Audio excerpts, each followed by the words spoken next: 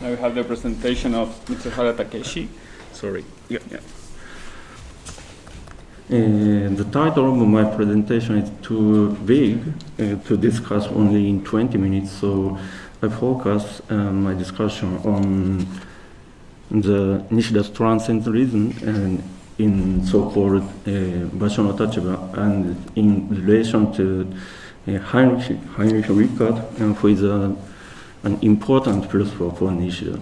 So I read out the manuscript. Nishida's position of Transcendentalism was first visible on the claim of pure logicism in epistemology, where his philosophy overlapped with Kant's.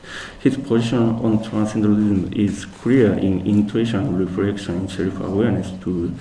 We can interpret his so-called position of place established him from acting to seeing from a transcendentalist standpoint, but the philosophy of position of place is not exactly the same as the transcendentalism in intuition and reflection in self-awareness. Nishida found problems in transcendentalism and changed his position in 1910s. In this article, I argued that Rickert's philosophy, which was repeatedly criticized by Nishida, made an important contribution to the change in Nishida's philosophy. Nishida strongly criticized Rickert's philosophy in a paper called Reply to Dr. Soda. It was written in 1926 as a response to the criticism of the so-called position of place in Nishida's paper, titled Place, from the same year. We can see one of his criticisms in the description that Rickert's philosophy makes clear only the judging consciousness as the principle of constituting knowledge. He does not consider the principle of the given. Here, based on Kant's view, and that cognition is established by the intuition through which an object is given, and the concept through which the object is sought. Nishida argues that Rickert overlooks the sensation brought about by the sensual intuition, which conditions the subject.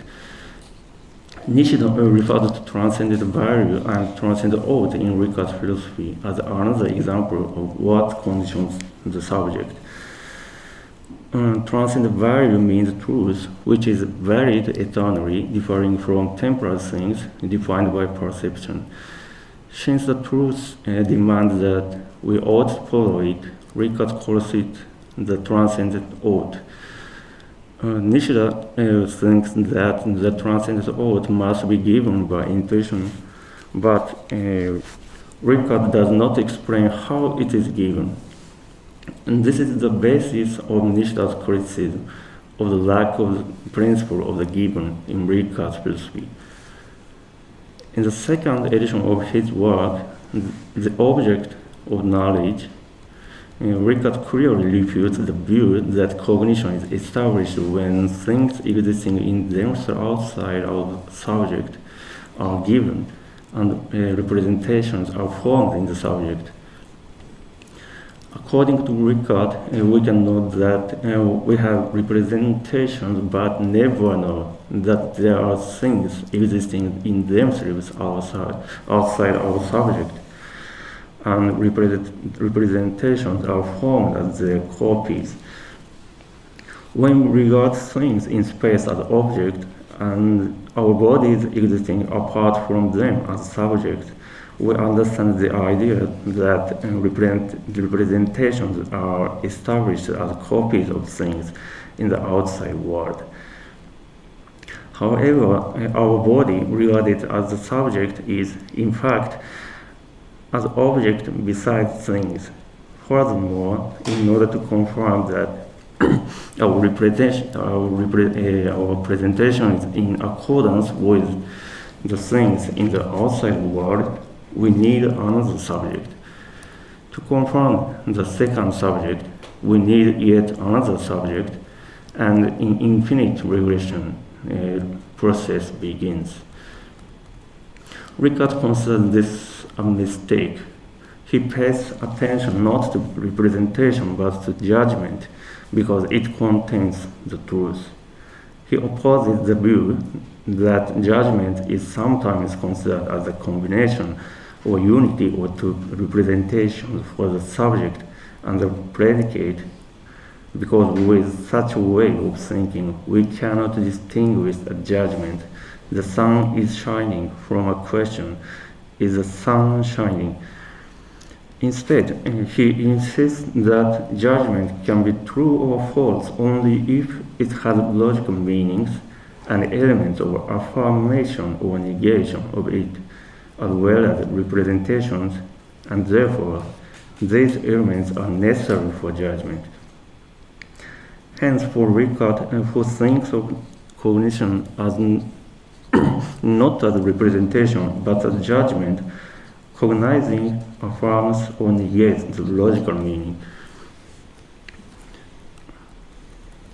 Rickert carries forward this discussion thus: in the case of cognition, our attitude toward truth matters.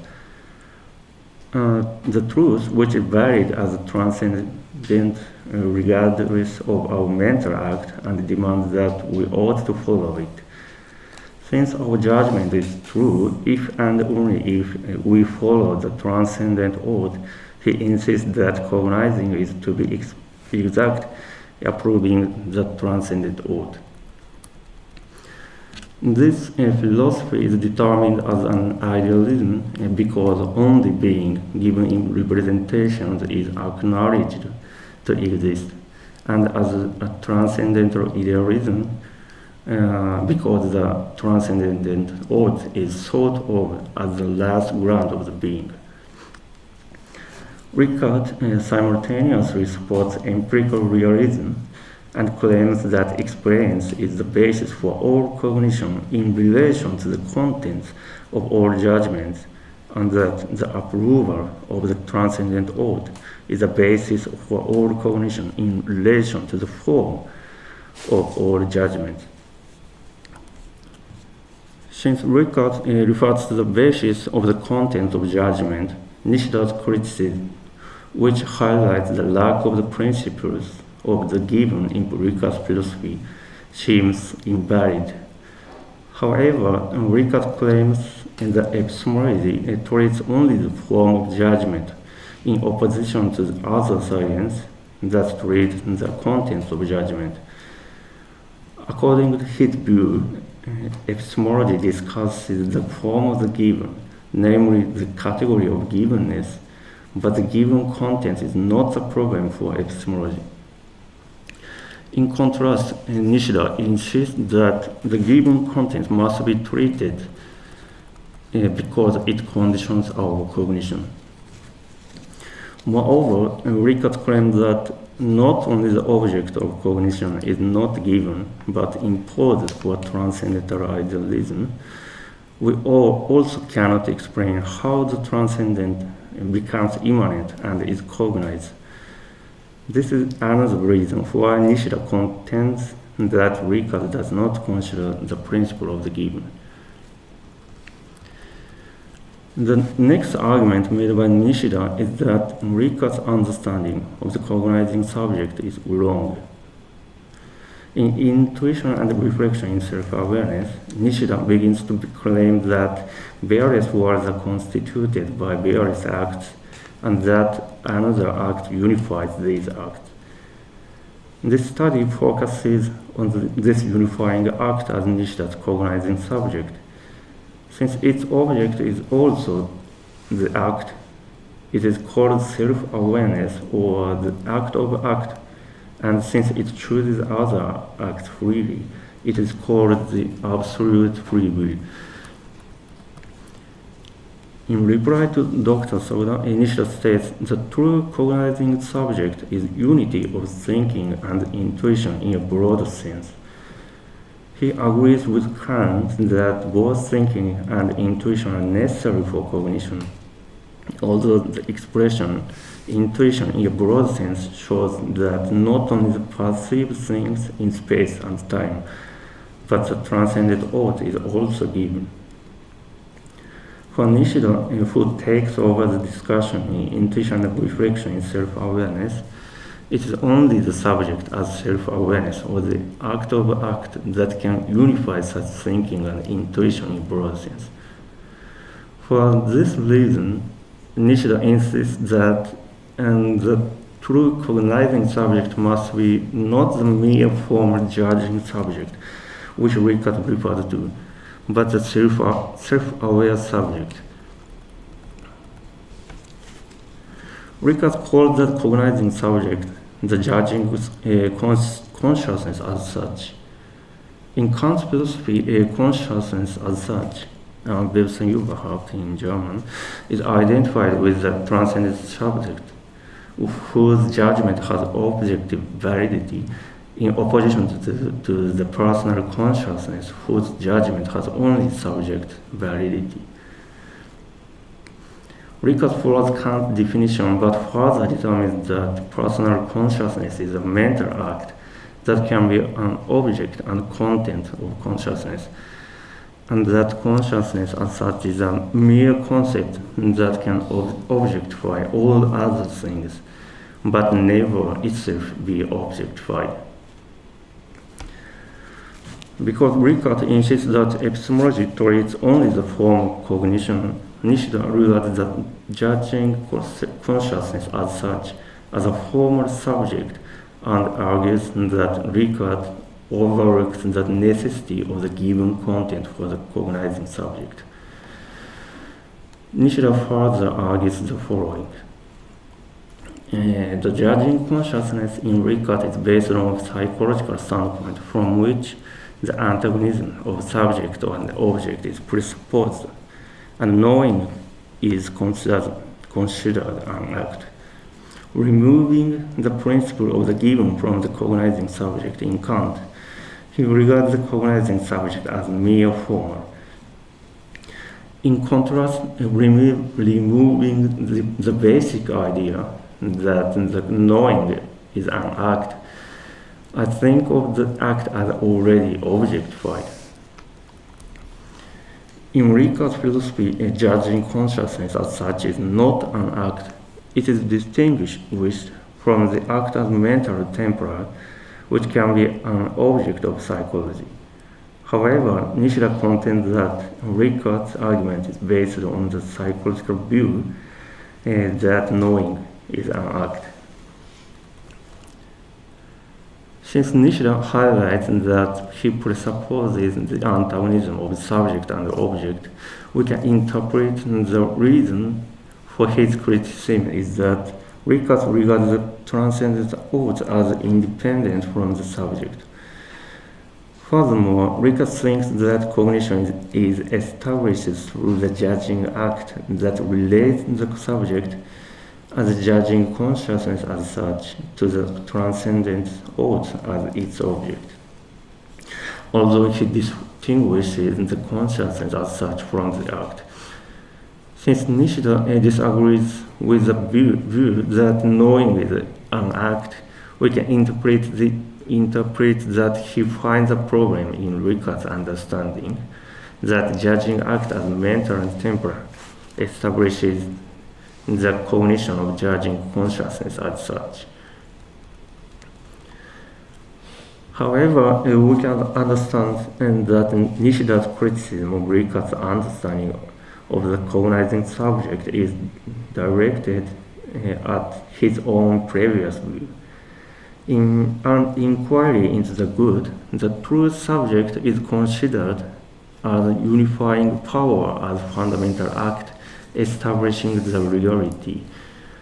In intuition and reflection in self-awareness, where Nishida adopts Transcendentalism, the true subject as a cognizing subject which we cannot reflect on nor objectify is considered newly something like the unity of Kant's pure ego.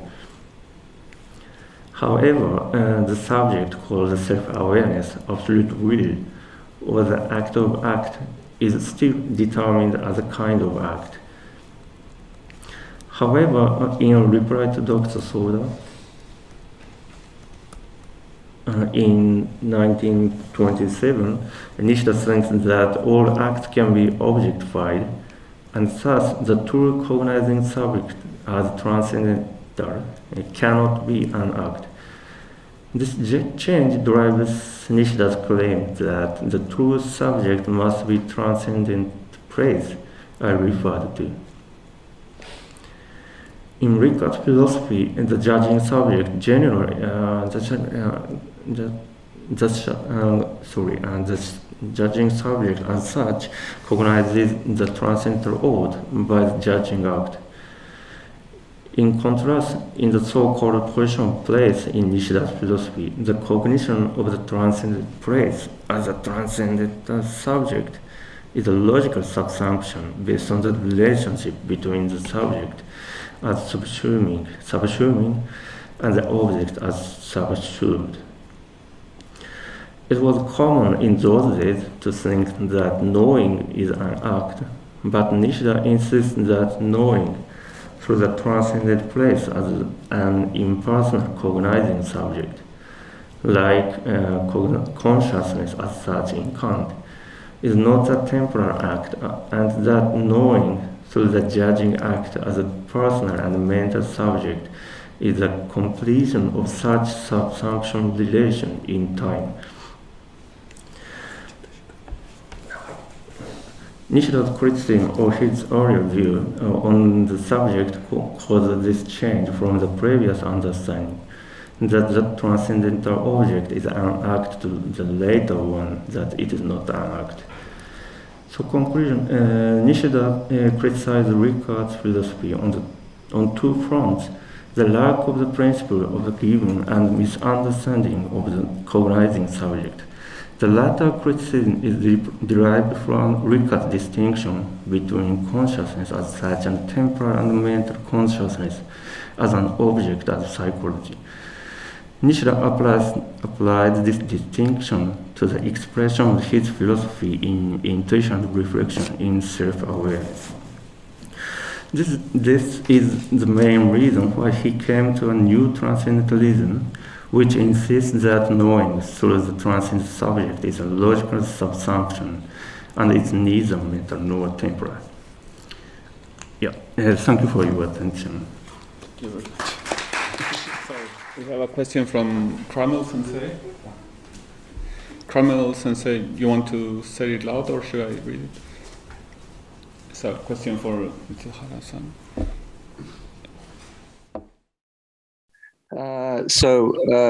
My question for Mr. Mitsuhara's presentation, which I thought was really good.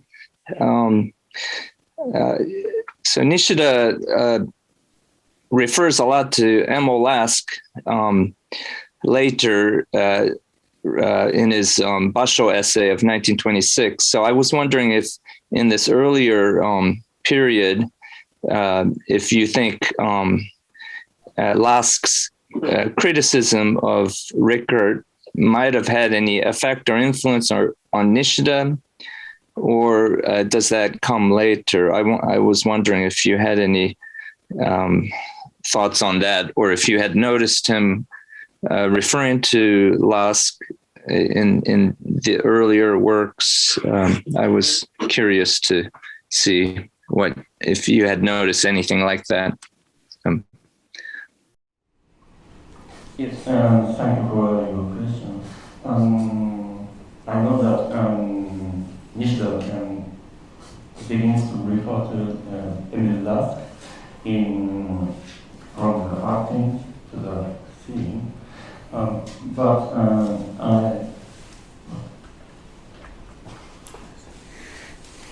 I don't research why Nishida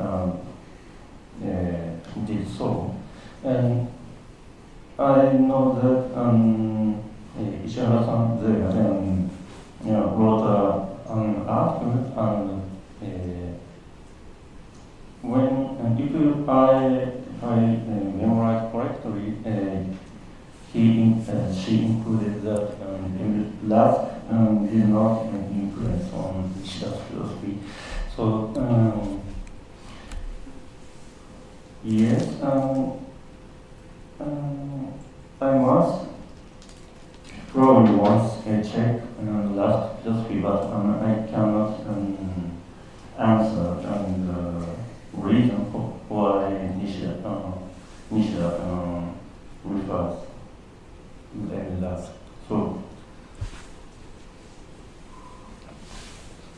Thank you very much. Someone else? Thank you. Okay, I have a question also for your presentation.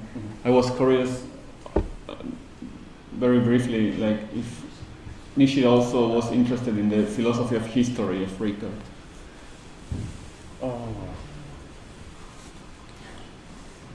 Yes. In Shizuoka Taiken, Nishida refers to Rickert's work and Windelbach's work about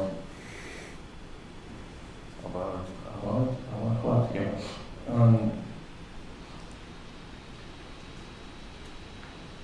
A project on new Kantianism, especially of Windelbach and Rickert is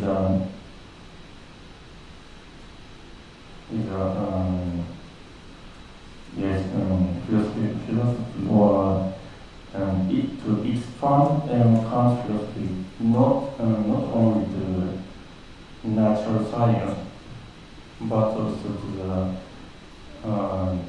so-called Geisteswissenschaft or philosophy or other humanities. So Nishida related to such work or Rickert and Windelbach work, and I think he accepted the claims of Rickert and Windelbach. Yes. Okay. Yeah, thank you very much.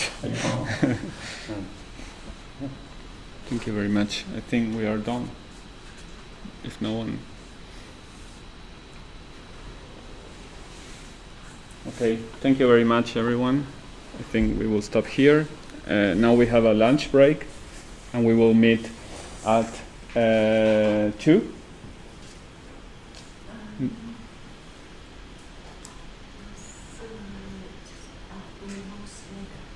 Okay, we are a little bit delayed, so.